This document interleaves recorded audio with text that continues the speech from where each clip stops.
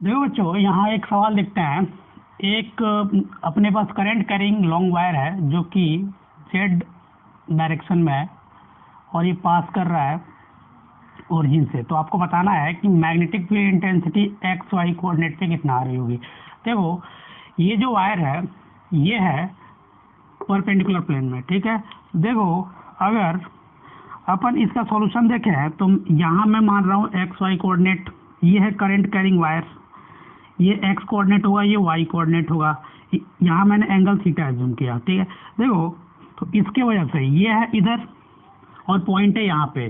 तो देखो, जो बी का डायरेक्शन आ रहा होगा वो आ रहा होगा perpendicular to the face of the palm.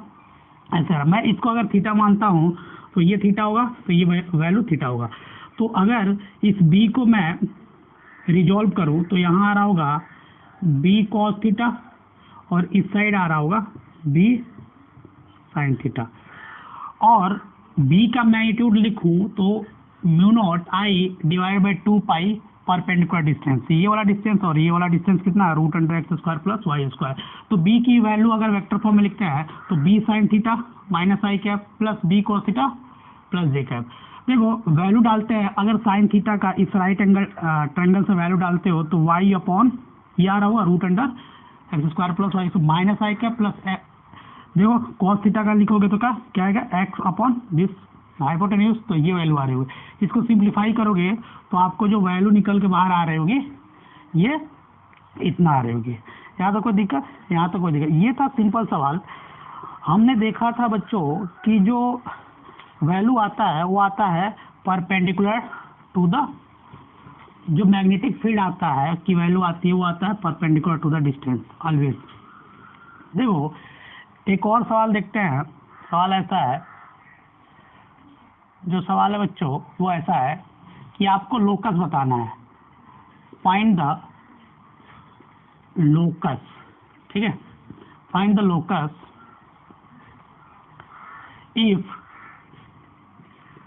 I1 and I2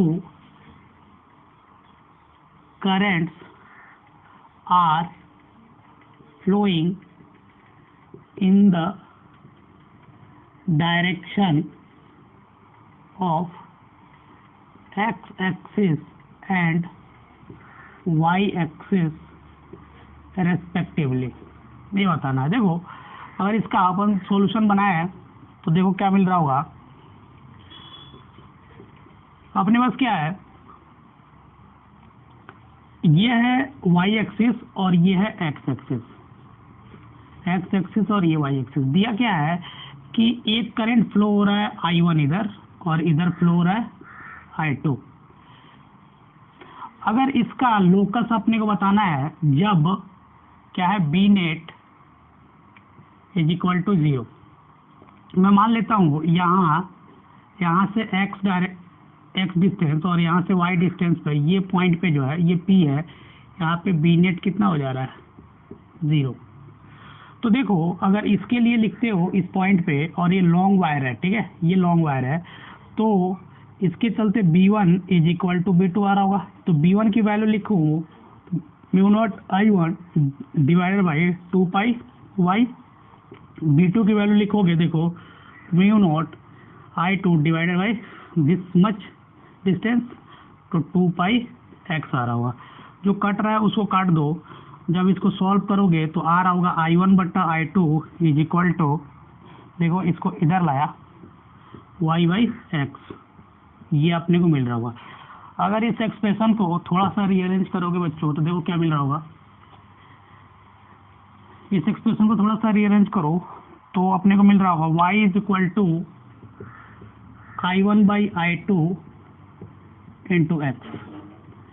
अगर y is equal to mx equation से कंपेयर करते हैं तो देखो जो स्लोप मिल रहा है m is equal to tan theta is equal to I1 by I2 मिल रहा है।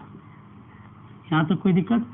तो ये है लोकस, ये है लोकस इस इक्वेशन का। देखो, एक और सवाल है, उसको करते हैं। ऐसा सवाल है कि इनफाइनाइट वायर है कुछ ऐसा, इसमें आई करंट फ्लो हो रहा है, इसमें भी आई करंट। यहाँ एक पॉइंट है ओ जो कि इससे आर डिस्टेंस पे है और इससे भी आर डिस्टेंस पे है। अपने को बताना है कि बी नेट एट ओ कितना आ रहा होगा। देखो इसको सॉल्व करोगे तो देखो क्या मिल रहा होगा। ये ना, ये थोड़ा सा वायर नीचे होगा और ये एक्सिस से पास कर रहा होगा। इसका एक्सिस जो है वो पॉइंट से ही पास कर रहा होगा, ठीक है। इसको थोड़ा सा ऐसे बना लो, हाँ ठीक है बच्चों। देखो यहाँ पर अगर अपन सॉल्यूशन देखें है तो यहाँ पे 4 वायर मिल रहा है और चारों वायर जो है उस पॉइंट के लिए जो है कैसे बिहेव कर रहा है उसको देखते हैं। देखो इस पॉइंट पे निकालना है, इसको मैं फर्स्ट वायर बोलता हूँ, इसको सेकेंड वायर, इसको थर्ड वायर और इसको फोर्थ वायर। देखो जो फर्स्ट वायर है, फर्स्ट वायर के लिए जो पॉइंट है वो इसके एक्सिस पे है। तो मैं आपको बताया था कि अगर अगर अगर पॉइंट जो है axis of current carrying wire है तो उसके चलते मैग्नेटिक फील्ड 0, तो इसके चलते तो B1 0, ठीक है। सिमिलरली अगर 3 का देखें तो ये भी इसके एक्सिस से ही पास हो रहा होगा, तो B3 की वैल्यू भी 0 आ रही होगी बच्चों। देखो और B2 के लिए ये सेमी इनफाइनाइट वायर है और B1 जो B4 है, ठीक है, ये भी सेमी इनफाइनाइट वायर के चलते आ रहा होगा। देखो अगर B एट O लिखते हो तो B1 plus B2 plus B3 plus B4 लिख रहे होगे, ये लिख रहे होगे वेक्टर सम।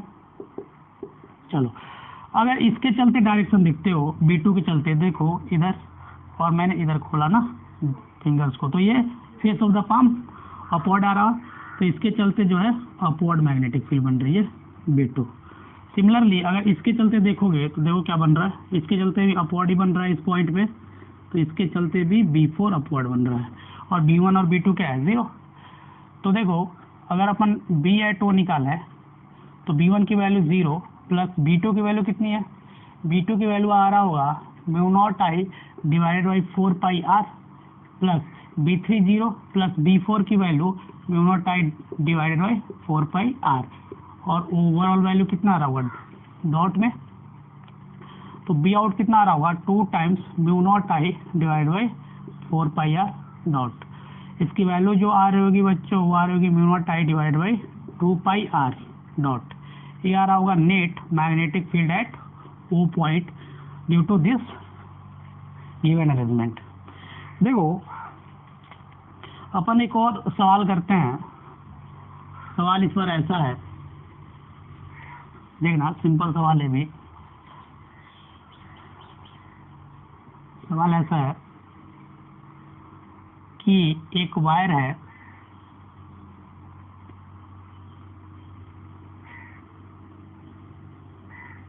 ठीक है, ये 45 डिग्री है, ये वायर है, ठीक है, और यहाँ R डिस्टेंस से यहाँ पे पॉइंट है P, ठीक है, और ये डिस्टेंस है D और यहाँ है थीटा। आपको बताना है कि इस अरेंजमेंट के चलते बच्चों, इस अरेंजमेंट के चलते P पॉइंट पे मैग्नेटिक फील्ड इंटेंसिटी कितनी आ रही होगी, ठीक है। सोचो थोड़ा सा। देखो अगर इसका सॉल्यूशन बना है तो ये जिस पॉइंट पे निकालना है ये इसके एक्सिस पे ही लाई कर रहा है। अगर इसको हम वायर 1 माने और इसको 2 माने तो B2 की वैल्यू 0 है इस पॉइंट पे। क्यों? क्योंकि ये जो पॉइंट है इसके एक्सिस पे ही लाई कर रहा है। सिमिलरली ये देखो ये एंगल 45 होगा और ये राइट एंगल ट्रायंगल है तो थीटा भी 45 डिग्री हुआ होगा। और अपन देखें तो ये जो फर्स्ट वायर है, फर्स्ट वायर के लिए ये जो पॉइंट है, देखो ये यहाँ पे फिक्स है, ये जो पॉइंट है वो एक सेमी इनफाइनाइट वायर के जैसे बिहेव कर रहा है।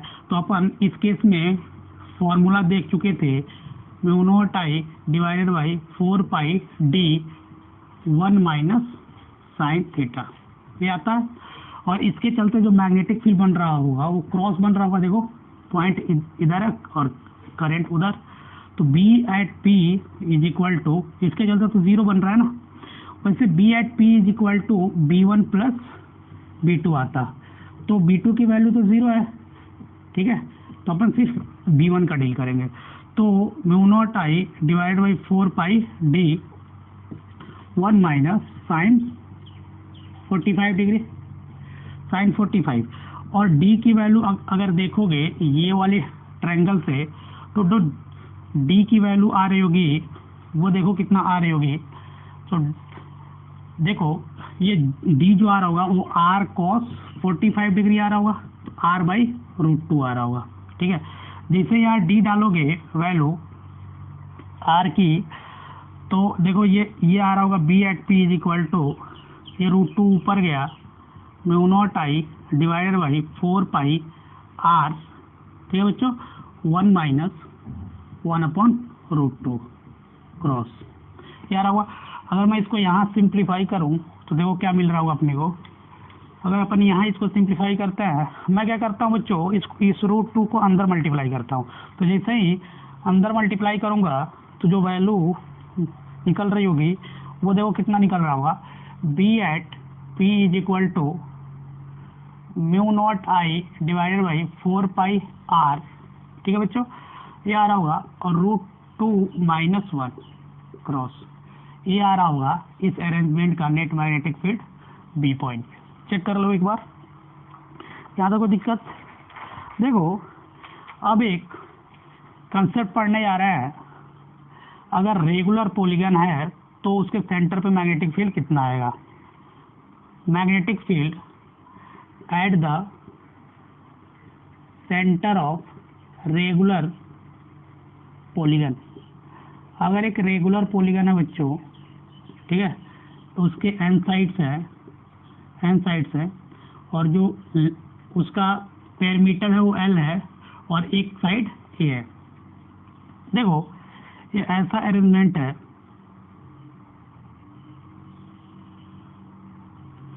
ये सेंटर है, मान लो एक पॉलीगन ये है, एक पॉलीगन रेगुलर पॉलीगन है ना बच्चों, साइड इक्वल आएगा।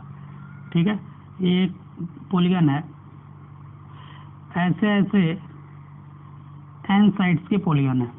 ठीक है बच्चों, देखो इसके एन साइड्स हैं, और सब साइड लेंथ कितना है, ए है, और इसका जो पेरीमीटर है टोटल वो एल है।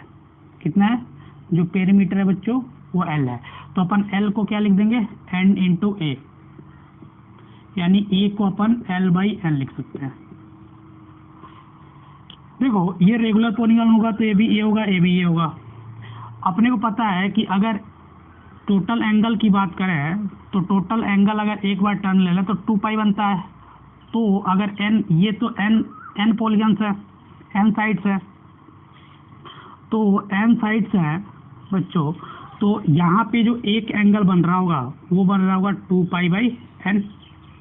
जो एक एंगल बन रहा होगा, एक ट्रायंगल का जो वो बन रहा होगा ये। मैं क्या करता हूँ, एक ट्रायंगल को बाहर निकालता हूँ, एक के चलते सी पॉइंट पे मैग्नेटिक फील्ड इंटेंसिटी निकाल लूँगा और उसको एन से मल्टीप्लाई कर दूंगा। देखो मैं एक ट्रायंगल को बाहर निकालता हूँ, अगर एक ट्रायंगल को बाहर निकालूँ तो देखो ये वाले ट्रायंगल को मैं बाहर निकाल रहा हूँ और कुछ ऐसे अरेंज कर दे रहा हूँ। देखो इसको मैं बाहर निकाला और मैं इस यहाँ से एक परपेंडिकुलर ड्रॉ किया हूँ, जिसको मैं आर दिया। ठीक है, ये आर है और ये सी है। अगर ये टोटल लेंथ ए था तो ये ए बाई 2 रहा होगा और ये ए बाई 2 रहा होगा।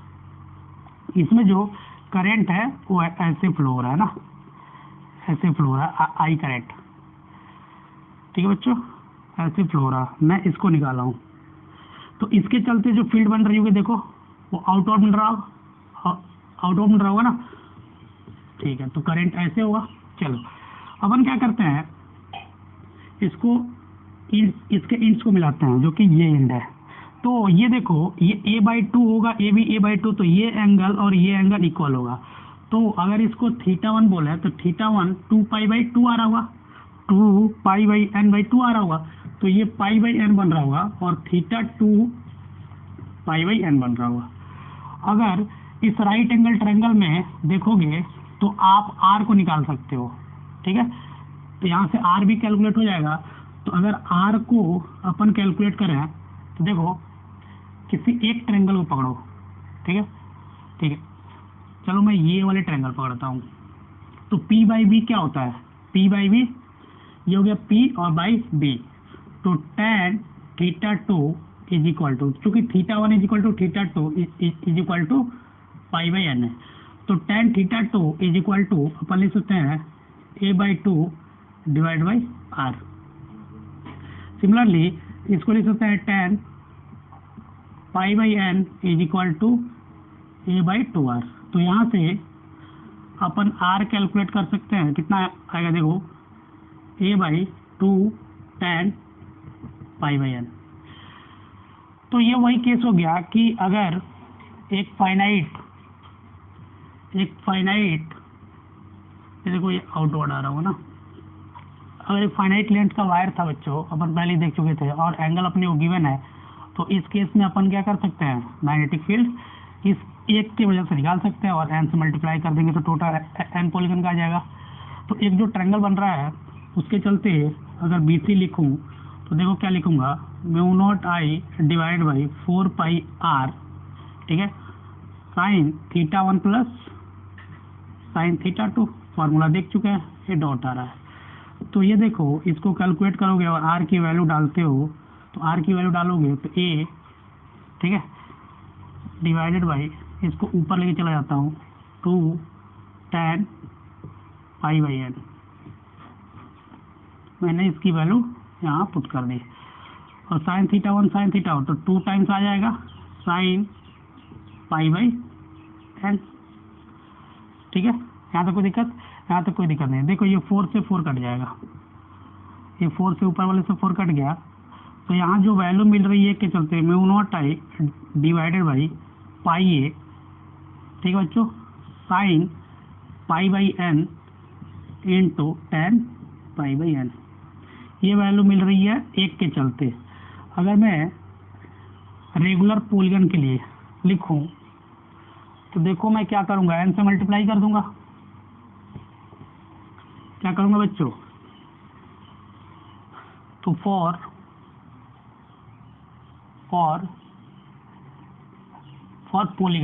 पॉलीगन के लिए लिखूं सेंटर पे, तब मतलब एन साइड, तो B at C is equal to N times μ0I divided by pi ए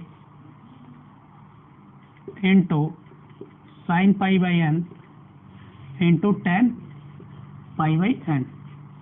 यहाँ पे एन क्या है बच्चों, ये है रेगुलर पॉलीगन का सेंटर पे मैग्नेटिक फील्ड, जहाँ पे एन क्या है, एन है नंबर ऑफ साइड्स। यहाँ कोई दिक्कत। अगर मैं पेरीमीटर के टर्म में लिखूं इस फॉर्मूले को, तो अपन देखे थे L is equal to n into a था, तो अपन ए को क्या लिखे थे, L बाई एन। तो यहाँ जैसे ही डालोगे तो पेरीमीटर के टर्म में आंसर जो आ रहा होगा N square μ0I divided by pi into L sine pi by N into tan pi by N. होता क्या है बच्चों, कभी कभी रेगुलर पॉलीगन का साइड का पेरीमीटर अपने को पता रहता है, तो ये पेरीमीटर के टर्म में है, तो ये है फॉर्मूला पेरीमीटर के टर्म में। देखो एक छोटा सा सवाल देखते हैं कि एक स्क्वायर है, देखो सिंपल सवाल है, सवाल ऐसा है, एक स्क्वायर है, इसमें करंट I दौड़ रहा है ऐसे, ठीक है, I दौड़ रहा है, सबका साइड लेंथ जो है A है, A है, E है, C है और D है। आपको बताना है, पहला जो पार्ट है वो है इस पॉलीगन के चलते BC सेंटर पे नेट मैग्नेटिक फील्ड कितना आ रहा होगा। जो दूसरा बताना है वो वर्टेक्स C पे बताना है कि मैग्नेटिक फील्ड कितना आ रहा होगा, ठीक है। चलो पहले के लिए तो फॉर्मूला है अपने पास, पहले के लिए फॉर्मूला है। फॉर्मूला क्या था, देखो यहाँ ये जो पॉलीगन है इसमें कितना साइड है, तो n equal to 4, current I है, तो अपने पास फॉर्मूला था n times μ0I divided by pi into side length into, ठीक है, साइन π/4 और इंटू टेन π/4। एन के जगह पे मैंने क्या डाल दिया 4, और इसके चलते जो मैग्नेटिक फील्ड आ रहा होगा वो आउटवर्ड आ रहा होगा, इसे डॉट लगा लो। तो बी एट सी जो आ रहा होगा वो देखो कितना आ रहा होगा 4 μ0 I divided by pi into A into 1/√2 into 1। इसकी वैल्यू जैसे ही कैलकुलेट करोगे तो देखो कितना आ रहा होगा, ये डॉट में आ रहा होगा। चलो मैं यहाँ कैलकुलेट कर दे रहा हूँ। अगर इसकी वैल्यू कैलकुलेट करोगे, इसको रेशनलाइज करोगे तो देखो रेशनलाइज करने के बाद आपको इसकी वैल्यू निकल जाएगी बाहर।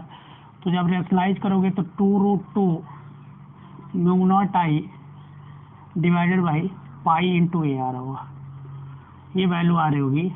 और इसका जो डायरेक्शन होगा वो outward the plane of the board आ रहा होगा। यहाँ तक कोई दिक्कत? यहाँ तक कोई दिक्कत नहीं है। जो बात है सी वर्टेक्स की, तो देखो मैं वापस दूसरा पार्ट सॉल्व कर रहा हूँ। ये था वो स्क्वायर, यहाँ ए था, यहाँ बी था, सी था और डी था। ऐसे करंट था, आई करंट था। इसकी साइड लेंथ कितनी थी? ए थी। अगर अपन सी पॉइंट पे देखें, ये था, यहाँ पे मेरे को मैग्नेटिक फील्ड निकालना है, तो मैं इसको फर्स्ट वायर बोलता हूँ, इसका सेकेंड, इसको थर्ड वायर और इसको फोर्थ वायर बोलता हूँ। तो देखो ये इस सी पॉइंट से सेकेंड और थर्ड पास हो रहा है, तो सेकेंड और थर्ड का तो मैग्नेटिक फील्ड इस सी पॉइंट पे तो जीरो आ गया, बचा इन दोनों का। तो देखो ये इसको इससे मिलाया तो ये 45 डिग्री आ रहा होगा, ठीक है। सिमिलर यहाँ 45 डिग्री आ रहा होगा। तो देखो ये अगर इस पॉइंट से अपन ऑब्जर्व करें तो ये देखो θ2 की वैल्यू इस वायर के लिए θ2 की वैल्यू 0 डिग्री है और θ1 की वैल्यू 45 डिग्री है। तो अपने पास फॉर्मूला है, और दोनों के वजह से मैग्नेटिक फील्ड कैसे आ रहा है? आउटवर्ड आ रहा है, इसके वजह से भी, इसके वजह से। तो देखो, तो अगर इसका सॉल्यूशन करोगे तो अपने को मिल रहा है B2 is equal to B3 is equal to 0 और B1 is equal to B4 is equal to, ये दोनों की वैल्यू सेम आ रही होगी μ0 I divided by 4 pi perpendicular distance into sine 0 degree plus sign 45 degree. ये डॉट आ रहा होगा ना। यहाँ तक कोई दिक्कत? यहाँ तक कोई दिक्कत नहीं हुआ होगा। देखो तो इसकी वैल्यू इतनी आ रही हो, तो अगर एक की वैल्यू अपन कैलकुलेट करें तो देखो कितना आ रहा है μ0 I divide by 4 pi A into 1/√2, ये एक का आ रहा है। अगर सी पे अपन मैग्नेटिक फील्ड लिखे हैं तो ये दोनों की वजह से आ रहा होगा, और दोनों आउटवर्ड डायरेक्शन में है तो जुड़ जाएंगे, ठीक है। देखो तो बी एट सी जो आ रहा होगा वो आ रहा होगा B1 प्लस B4। इसका मैग्नीट्यूड की बात करोगे तो दोनों सेम डायरेक्शन में है तो दोनों जुड़ जाएंगे। तो μ0 I divided by 4 pi A √2 into 2 times, दोनों की वैल्यू सेम है। इसकी वैल्यू अपन कैलकुलेट करते हैं तो देखो कितना आ रहा होगा μ0 I divide by 2√2 into pi a, ये डॉट, ये इसका आंसर आ रहा होगा जो कि बी एट सी पॉइंट, जो कि वर्टेक्स है इस स्क्वायर का, ये मिल रहा होगा। ये है छोटा सा सवाल। देखो अब अपन जैसे इलेक्ट्रिक फील्ड वर्सेस डिस्टेंस का कर्व ड्रॉ किए थे बच्चों, सिमिलरली सेम अप्रोच के साथ अपन मैग्नेटिक फील्ड वर्सेस डिस्टेंस का कर्व ड्रॉ कर सकते हैं in case of infinite wire. देखो जो अगला है टॉपिक वो है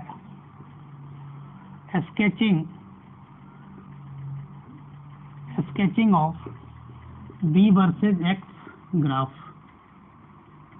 V वर्सेज एक्स ग्राफ खींचना है। और ये जो केस है वो इनफाइनाइट वायर का है, ठीक है, इनफाइनाइट वायर।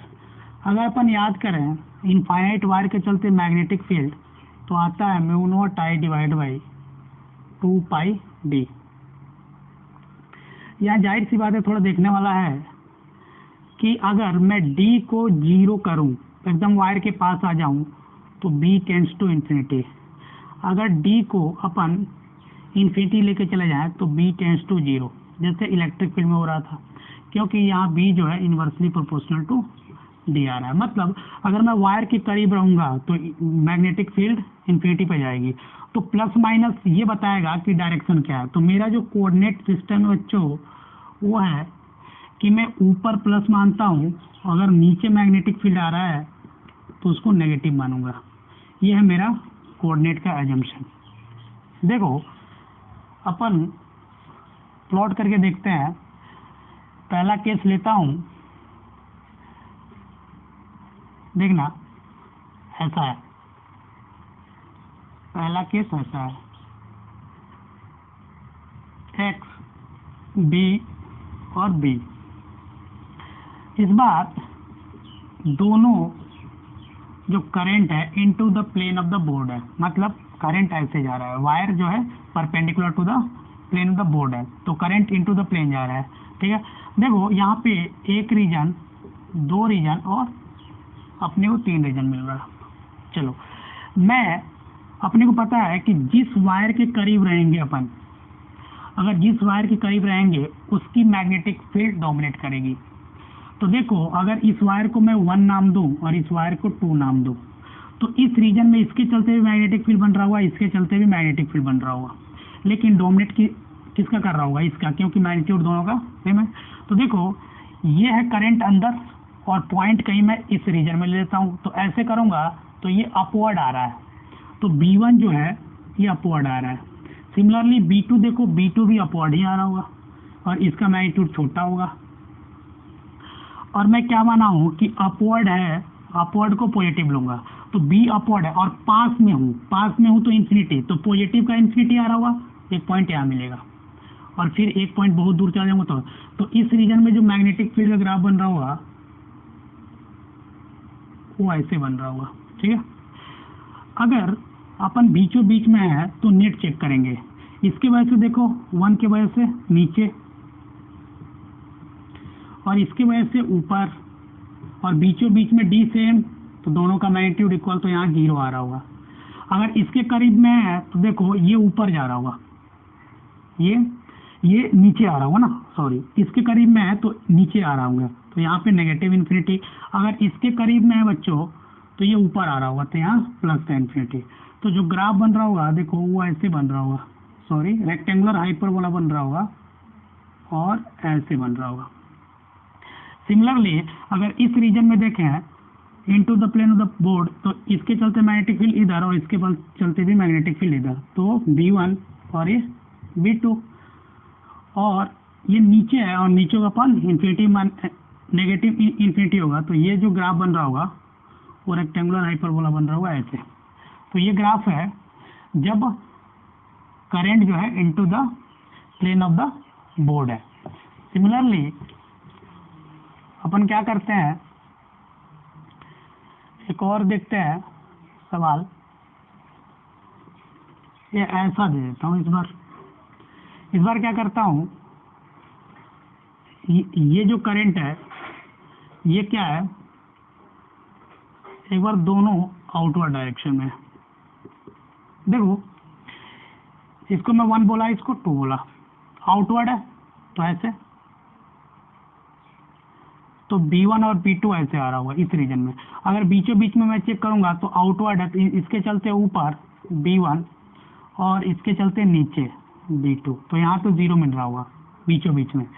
लेकिन अगर इसके आप करीब हो तो यहाँ नेगेटिव मिल रहा होगा, अगर इसके करीब हो तो देखो ये ऊपर है ना, करंट ऊपर है तो ऐसे, तो एक यहाँ पॉजिटिव मिल रहा होगा।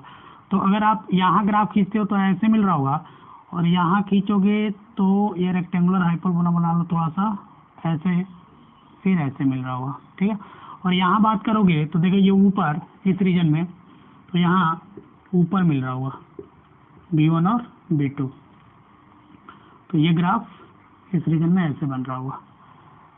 सिमिलरली अगर मैं एक और केस बनाऊं, इसको आप इजीली ड्रॉ कर लोगे, C नंबर केस बनाता हूं, देखो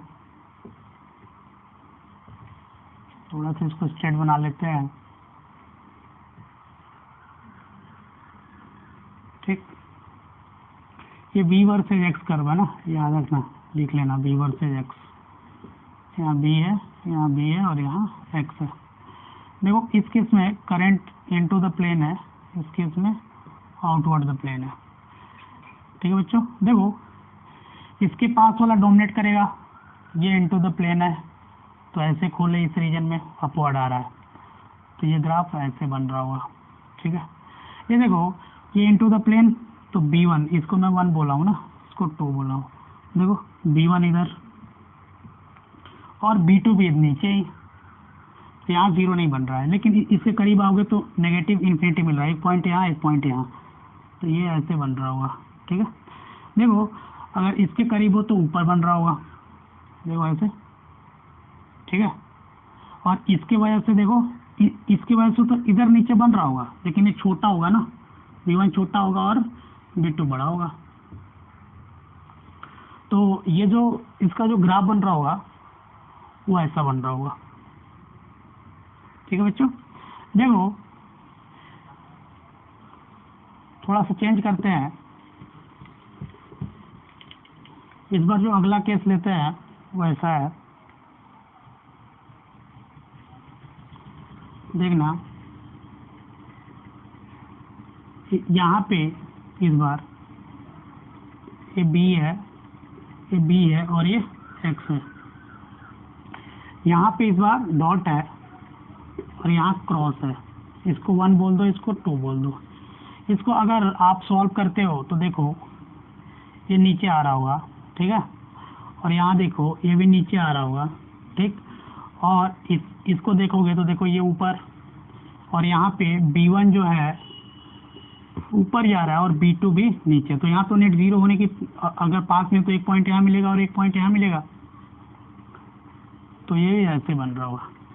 ये था बच्चों v वर्सेस x का कर्व। ठीक है, जैसे अपन ने इलेक्ट्रिक फील्ड वर्सेस x का कर्व ड्रॉ किया था, वैसे v वर्सेस x का कर्व ड्रॉ करते हैं। याद रखना बच्चों, अगर कोऑर्डिनेट गिवन कोऑर्डिनेट चेंज हो जाएगा तो ग्राफ का जो शेप होगा वो चेंज हो जाएगा। शेप तो रेक्टेंगुलर हाइपरबोला ही रहेगा, लेकिन जो लोकेशन है, रीजन्स का लोकेशन है ग्राफ का, वो चेंज हो जाएगा। मतलब ओवरऑल जो ग्राफ का रिप्रेजेंटेशन का शेप है वो चेंज हो जाएगा, मेरे कहने का मतलब ये है। ठीक है, तो याद रखना कि ये था सिंपल केसेस जब अपन ग्राफ देख रहे थे। चलिए अपन देखते हैं अब magnetic field intensity due to coil and loop. क्या देखने जा रहा है? Magnetic field due to current carrying. जो अपन बात करने जा रहे हैं वो है magnetic field due to current carrying coil और loop, due to current carrying loop या कॉइल। देखो लूप और कॉइल में अंतर है कि अगर एन लूप को मिला दोगे तो एक कॉइल बन जाएगा। ठीक है, देखो एक अपन लूप लेते हैं, पहले क्या लेते हैं? एक सिंगल लूप मतलब एक टर्न का। देखो इसकी रेडियस मान लो r है, इसमें करंट का डायरेक्शन ऐसा है, ये इसका सेंटर है। देखो मैं क्या करता हूँ, यहाँ dl लेंथ निकालता हूँ। क्या करता हूँ बच्चों? dl लेंथ निकालता हूँ। तो जो छोटा सा dl लेंथ होगा और यहाँ करंट दौड़ रहा है तो आइडियल एलिमेंट निकलेगा। इस आइडियल एलिमेंट के चलते जो मैग्नेटिक फील्ड बन रहा होगा, देखो ये इनटू द प्लेन बन रहा होगा। ठीक है, इनटू द प्लेन बन रहा होगा, छोटा सा dbc। तो अगर dbc को लिखें बाइट शॉर्ट लॉ से dbc को लिखें तो देखो क्या लिखोगे? dbc is equal to mu naught I divided by 4 pi, ठीक है, dl sine theta upon r square, ये लिखोगे। और ये जो लिखोगे ये क्रॉस लिखोगे। देखो अपन बाइट शॉर्ट लॉ से इसको डिराइव करने की कोशिश कर रहे हैं। देखो यहाँ अगर अपन छोटा सा मैग्नेटिक फील्ड लिखे हैं। अगर इसको मैं इंटीग्रेट कर दूंगा तो ये सभी लूप के चलते आ जाएगा। ये डीएल एलिमेंट को अगर जोड़ दूंगा तो एक क्या बन जाएगा, एक करंट करेंट लूप बन जाएगा। ठीक है, यहाँ थीटा क्या है, theta is the angle between R vector and DL vector. तो यहाँ थीटा जो अपन देख रहे हैं 90 डिग्री है, तो साइन 90 डिग्री का मान कितना होता है 1। तो यहाँ डाल दो। तो जो डी बी सी मिल रहा होगा, ये मिल रहा होगा μ0/4 pi I d l by are square. अगर इसका इंटीग्रेशन करें तो देखो अपने को मिल रहा होगा by are square integration over DL. अगर डीएल का इंटीग्रेशन करोगे तो ये पेरीमीटर मिल रहा होगा। तो देखो अगर BC निकालोगे तो आ रहा होगा μ0 I divided by 4 pi R square into 2 pi R is the perimeter of loop. तो यहाँ से देखो क्या कैंसिल हो रहा है, ये कैंसिल होगा। तो लूप के चलते जो मैग्नेटिक फील्ड सेंटर पे बन रहा होगा वो आ रहा होगा μ0/2r, और ये जो बन रहा है ये बन रहा है क्रॉस। अगर लूप के चलते बच्चों अपने को मैग्नेटिक फील्ड का डायरेक्शन देखना है तो अपने को सेंस ऑफ करंट के डायरेक्शन में कर्ल करना पड़ेगा फिंगर्स को। जो थंब होगा वो दिखाएगा कि मैग्नेटिक फील्ड सेंटर पे किस साइड है। देखो ये क्लॉकवाइज है, जो क्लॉकवाइज, तो क्लॉकवाइज टर्न करूंगा तो ये देखो थंब किधर आ रहा है, थंब जो आ रहा है into the plane of the board आ रहा है बच्चों। तो यहाँ पे जो मैग्नेटिक फील्ड आएगा वो आएगा क्या, cross into the plane of the board. देखो ये था। तो अगर इसमें थोड़ा सा नोट लिखे हैं तो अपने को, अपन जब पैटर्न देख रहे थे तो अपन देखे थे कि एक करंट कैरिंग जो कॉइल या लूप होता है, ठीक है, अगर करंट कैरिंग कॉइल या लूप जो होता है बच्चों वो बिहेव करता है मैग्नेटिक डाइपोल जैसा, ठीक है, मैग्नेटिक डाइपोल जैसा। तो देखो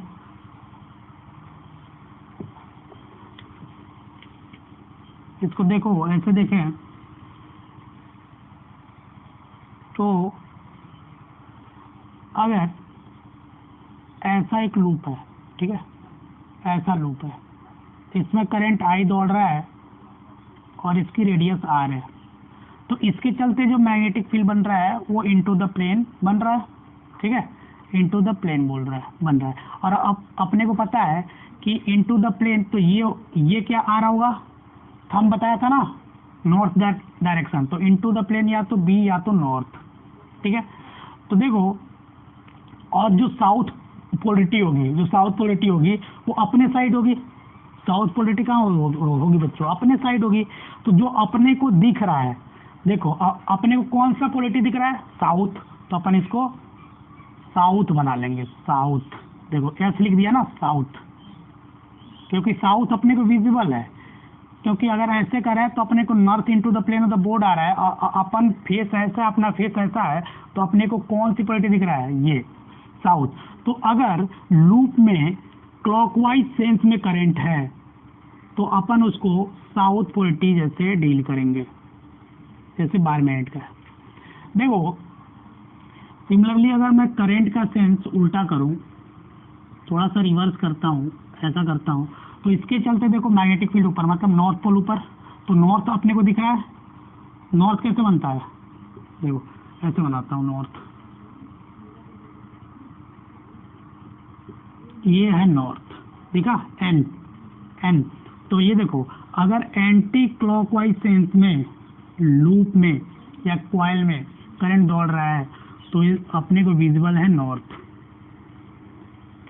तो अपन इसको नॉर्थ पोल जैसे डील कर रहे होंगे। देखो जो दूसरा पॉइंट है, अगर फॉर एन टर्न्स या कॉइल के लिए लिखें मैग्नेटिक फील्ड को सेंटर पे, तो अपन लिखेंगे एन से सिंपल मल्टीप्लाई कर देंगे। ये है लूप के चलते मैग्नेटिक फील्ड की मैग्नीट्यूड, ठीक है बच्चों। देखो एक छोटा सा सवाल देखते हैं, सवाल से क्लियर हो जाएगी चीजें। सवाल ये है कि दो परपेंडिकुलर कॉइल हैं और दोनों में आई करंट है और दोनों कंसेंट्रिक है परपेंडिकुलर प्लेन में। देखो सवाल ऐसा है,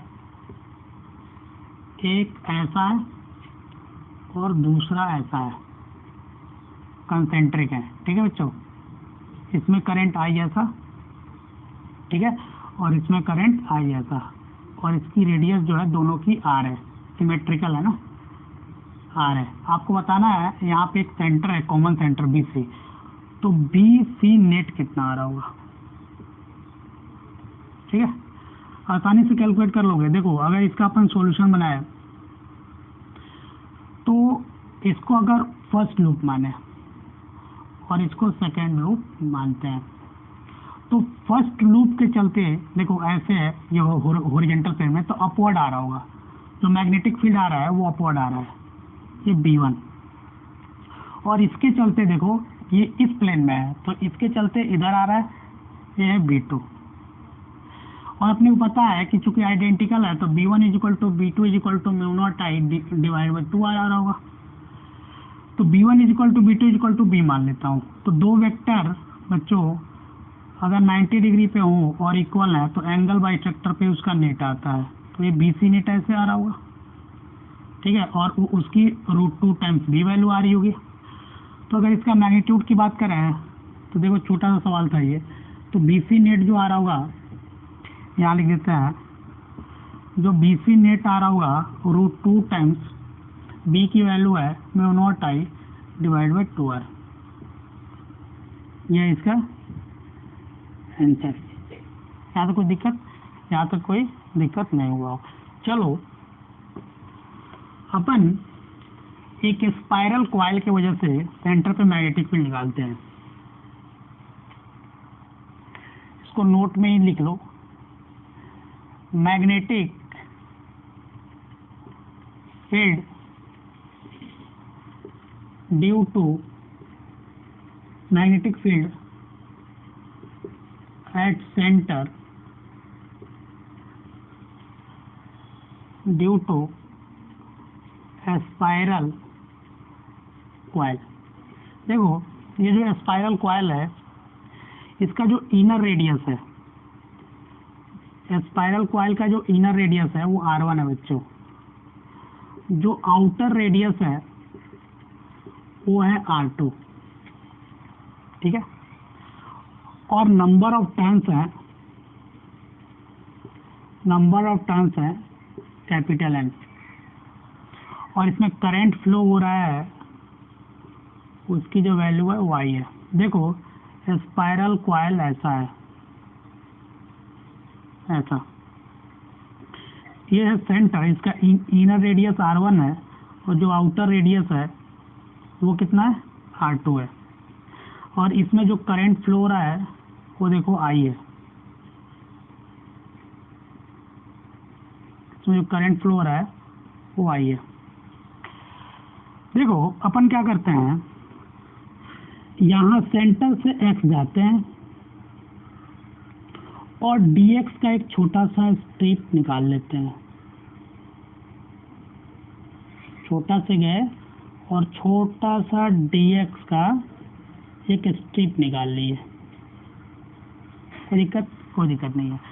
तो देखो अपन देखें तो कितने लेंथ पे n टर्न्स बिछा के रखे हैं। देखो अपन जो n टर्न्स बिछा के रखे हैं वो इतना ही पे, देखो इतना ही दूर में तो n टर्न्स बिछा के रखे हैं, यहाँ से लेकर के यहाँ तक। तो अपन देखें तो R2 - R1 डिस्टेंस पे n टर्न्स है, ठीक, R2 - R1 डिस्टेंस पे n टर्न्स है, तो यूनिट डिस्टेंस पे कितना होगा, n/R2 - R1, ठीक है। मैं बोलता हूँ कि ये जो मैं छोटा सा स्ट्रिप लिया हूँ इस पे n डैश टर्न्स आ गए होंगे, तो n डैश टर्न्स = जो कि dx पे है वो है n/R2 - R1 × dx, इतने टर्न्स इस पे आ गए होंगे × dx।